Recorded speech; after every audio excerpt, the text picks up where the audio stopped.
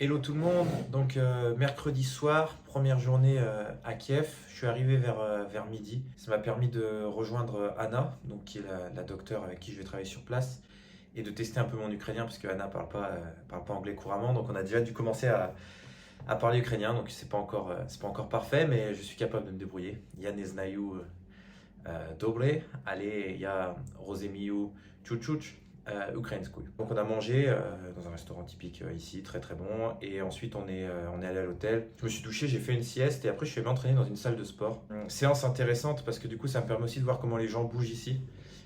Énormément de femmes dans la séance, les hommes sont évidemment pris ailleurs. De toute façon, le CrossFit, il y a quand même beaucoup de femmes aussi en France, mais voilà, beaucoup de femmes. Et derrière, par contre, ce qui est intéressant, c'est ce qui s'est passé à la fin de la séance. Donc à la fin de séance, moi j'ai une tradition dans tous les pays où je vais. C'est dans le premier entraînement que je fais dans un nouveau pays, je dois faire une barre de deadlift, donc c'est un soulevé de terre, donc on prend un objet du sol et on le met jusqu'au niveau du bassin à 200 kg. Et du coup, je fais cette barre, et là tout de suite, il y a un mec qui vient me parler et qui me semblait très froid à la base, et qui me dit voilà, bah moi j'aimerais bien faire ça, mais je peux plus, j'ai des problèmes de dos depuis que je reviens de la guerre, etc. Et je vais pour payer, je pars, et en fait, sur mon sac à dos, j'ai un patch Airborne. Donc Airborne, c'est une unité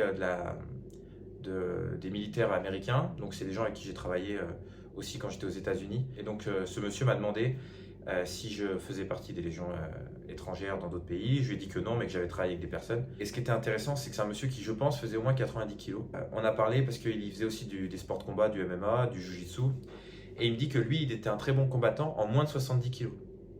Sachant que là, il en faisait au moins 90. Donc je commence à lui parler un petit peu de ça, et il me dit, bah voilà, depuis que je suis revenu de la guerre et depuis que je suis allé à la guerre, impossible d'être à mon poids de forme, j'ai des cravings tout le temps, je mange n'importe quoi, j'ai un stress qui a été horrible, et depuis voilà, j'ai mal de partout. En discutant avec lui, on se rend compte que lui ne perçoit pas le stress post-traumatique, ne perçoit pas ces choses-là. Par contre, déjà dans sa vie, visuellement, c'était presque un peu trop visible qu'il y avait un problème, donc la personne a vraiment au niveau du système nerveux vrillé. Et puis lui va l'expliquer par des trucs de je règle mon stress par la nourriture, etc. Il a des douleurs de partout, il n'a pas pu faire le cours de la classe, il devait s'entraîner à côté.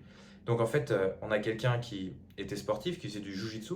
Pour ceux qui ont déjà fait du jiu-jitsu, des sports combat, vous avez quand même quelqu'un en face de vous qui veut vous soumettre, ou en tout cas qui veut gagner le combat. Souvent ça finit par soumission. Donc c'est un stress énorme. Donc c'est des personnes qui sont habituées à avoir un stress. Cette personne est partie à la guerre et n'a pas pu gérer le stress. Alors évidemment, quand on dit n'a pas pu gérer, on a l'impression que c'est quelque chose de négatif. Non, c'est juste qu'il n'a pas eu les ressources à ce moment-là pour faire face aux contraintes, et il a craché.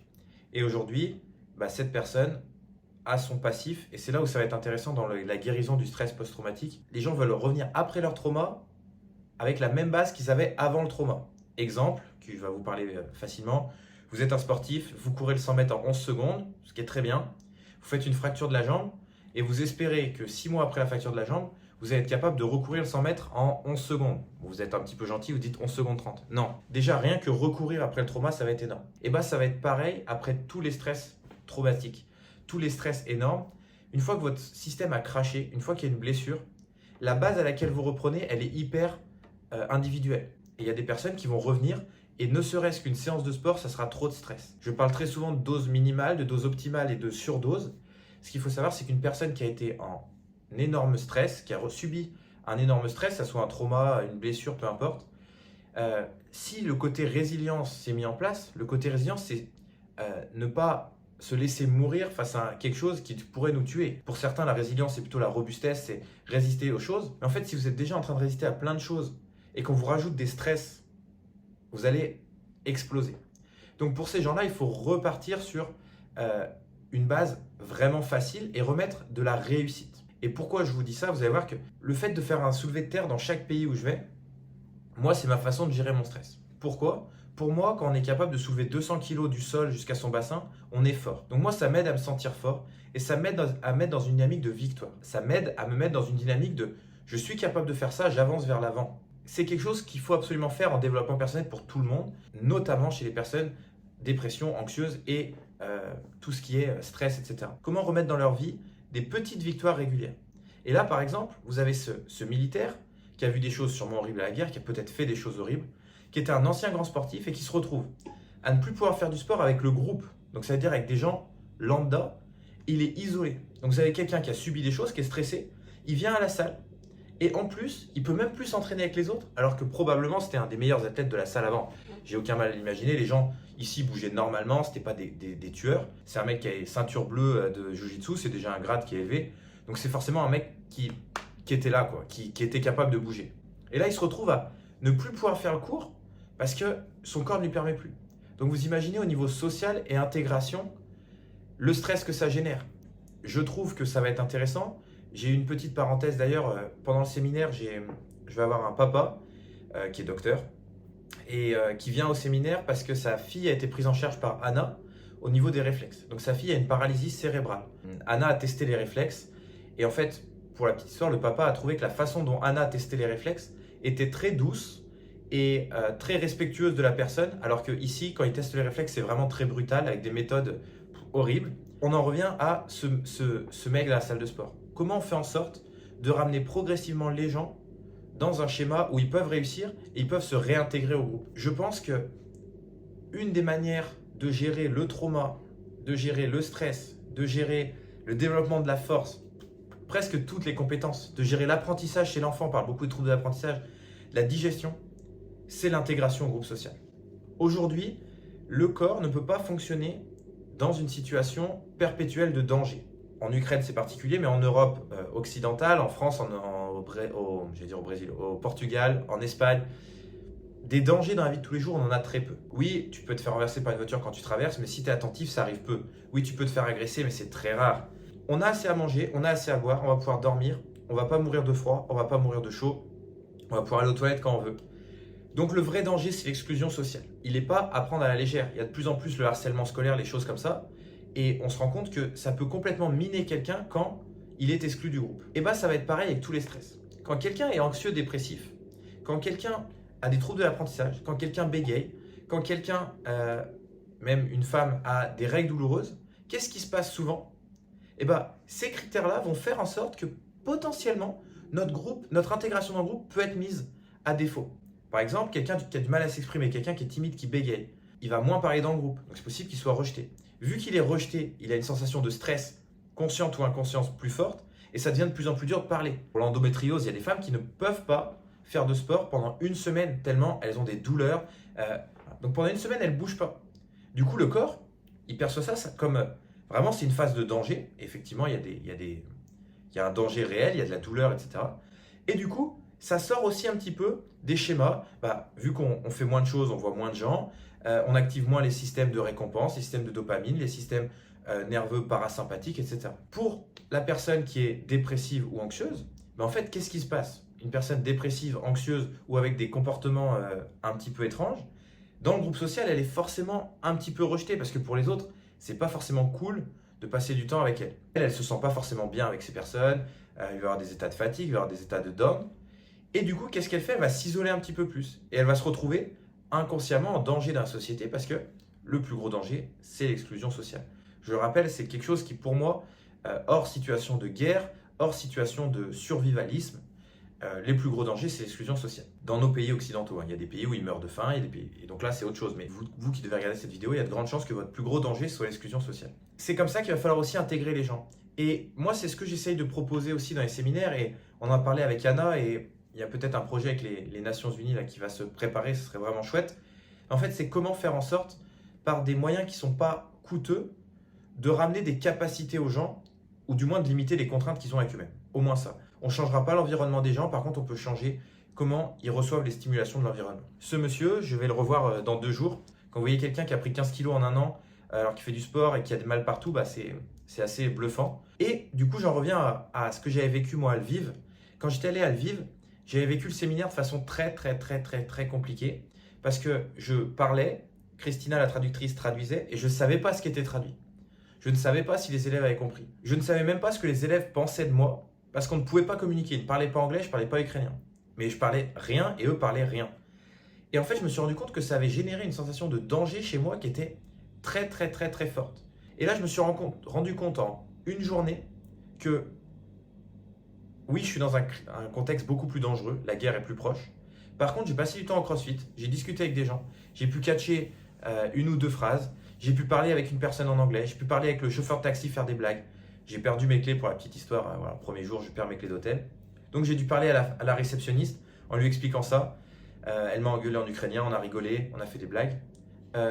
Donc ça m'a permis de tisser un lien social. Bah, moi, je vous invite à vous questionner aussi sur les gens que vous avez en séance. Quand vous voyez que quelqu'un a vraiment tous les réflexes, quand quelqu'un a vraiment, si vous ne travaillez pas sur les réflexes, plein de pathologies, des choses chroniques, etc., allez aussi interroger comment elle est au niveau social. Évidemment, comment elle boit, comment elle dort, comment elle mange. Pour moi, je n'ai pas besoin de le dire parce que normalement, c'est acquis. Mais aussi, allez lui demander quelle interaction elle a eue. J'ai discuté avec énormément de kinés qui, des fois, ont des personnes 3 fois dans la semaine pendant 1 an. En fait, ça se trouve, ils n'ont pas besoin de voir un kiné, ils ont juste besoin de voir quelqu'un avec qui discuter. Et dans ce cas-là, ça peut être intéressant de les orienter vers des séances de sport en groupe, vers des pratiques de randonnée, des choses en nature, avec du monde, où l'interaction sociale va être possible, mais pas obligatoire. Parce qu'évidemment, si vous prenez quelqu'un qui ne parle à personne et d'un coup vous le forcez à parler aux gens, ça peut être compliqué. C'est vraiment le premier point du jour, c'est l'évaluation du danger, on en parlait tout le temps. Et un danger qui est très sous-estimé, c'est le danger d'exclusion sociale. Moi, je l'ai senti là, je vous dis, je me sens beaucoup mieux ici qu'à Lviv, alors que le danger est sûrement plus fort. Je me suis baladé avec la traductrice, c'était très bien, on est allé dehors, on a discuté, elle peut m'aider à parler anglais, j'apprends un peu la langue, et ça joue beaucoup. Donc, c'est quelque chose que je vous invite à regarder. On va creuser un petit peu ça les jours d'après, mais comment vous faites en sorte de créer un environnement sécuritaire? Je le dis tout le temps, pour faire le lien avec les réflexes, que des fois vous devez trouver peut-être un peu flou, mais pour moi, il y en a un qui est fort. Les réflexes ne peuvent pas s'intégrer sans sécurité, consentement et au moins sensation de sécurité. Donc, il va falloir la créer, cette sensation de sécurité. C'est plus facile dans nos pays, mais même ici, redonner de la sécurité de la personne physique, donc il y a la sécurité physique, mais il y a aussi la sécurité émotionnelle. Comment la personne est considérée quand elle exprime ses émotions, comment elle est considérée quand les autres expriment leurs émotions. Est-ce qu'un enfant peut dire « je suis triste » Est-ce qu'un enfant peut dire ça? Est-ce qu'un adulte peut dire « je me sens seul » sans qu'on le dise « t'es chiant, t'es dépressif ». Voilà. Donc il y a la sécurité physique. Est-ce que la personne a autour d'elle des choses qui lui permettent d'être en sécurité? Est-ce qu'elle dort bien? Est-ce qu'elle mange bien? Est-ce qu'elle se fait battre? Est-ce que son corps est en danger? Voilà. Est-ce qu'il y a des dangers réels? Ensuite, il y a la sécurité émotionnelle. Est-ce que la personne peut exprimer ses émotions?